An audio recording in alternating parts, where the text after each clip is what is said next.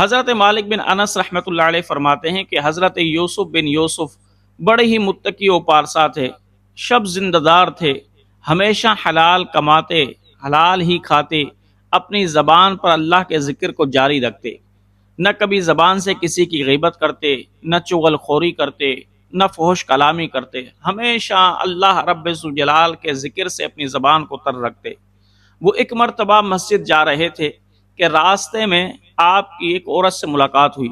تو دل میں کچھ خیال پیدا ہوا۔ جیسے ہی خیال پیدا ہوا کہ میں اس عورت کو دیکھوں، فوراً اللہ کی بارگاہ میں دعا کرنے لگے، کہنے لگے کہ اے رب ذوالجلال، میری یہ دو آنکھیں تیری بہت بڑی نعمتیں ہیں، اے اللہ ان نعمتوں سے کہیں گناہ نہ ہو جائے اور میں عذاب کے اندر گرفتار نہ ہو جاؤں، یا اللہ اس عذاب کے گرفتار ہونے سے پہلے اے رب کائنات میری ان دونوں آنکھوں کو چھین لے۔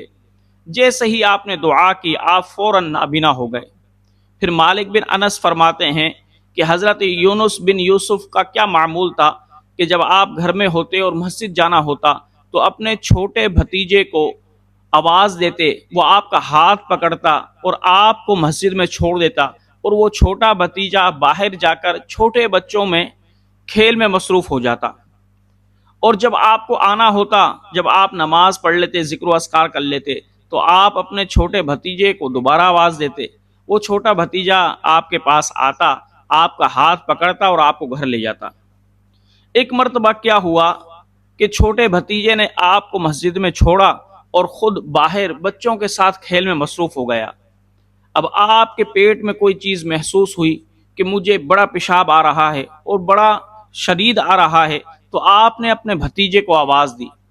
لیکن بھتیجا بچوں کے اندر مصروف تھا، وہ کھیل رہا تھا، اس کو آواز ہی نہیں آئی، وہ کھیل میں مگن ہو گیا۔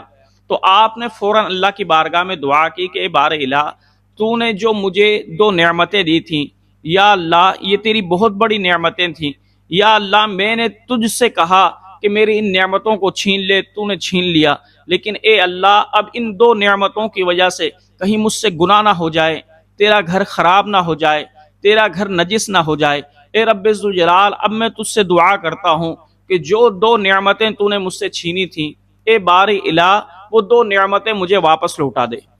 جیسے ہی آپ نے اللہ کی بارگاہ میں یہ دعا کی، اللہ رب ذوالجلال نے دوبارہ یونس بن یوسف کی بینائی کو بحال کر دیا، اور آپ پھر خود ہی گھر آئے اور اپنی حاجت کو پورا کر لیا۔ حضرت مالک بن انس فرماتے ہیں کہ یونس بن یوسف اتنے مستجاب الدعوات کیسے بنے کہ جب بھی دعا کریں اللہ قبول کر لے؟ فرمایا 3 وجہوں کی وجہ سے اللہ رب ذوالجلال ان کی دعا کو فوراً قبول کرتا تھا۔ پہلی وجہ یہ تھی کہ انہوں نے ہمیشہ حلال کمایا اور حلال کھایا، اور دوسری وجہ یہ تھی، فرمایا نہ انہوں نے زبان سے کبھی کسی کی غیبت کی، نہ چغل خوری کی، بلکہ اپنی زبان سے اللہ رب ذوالجلال کا ذکر و اذکار ہی کرتے رہے، اللہ کا نام ہی جپتے رہے۔ اور فرمایا تیسری وجہ یہ تھی کہ وہ ہمیشہ تہجد کی نماز پڑھا کرتے تھے۔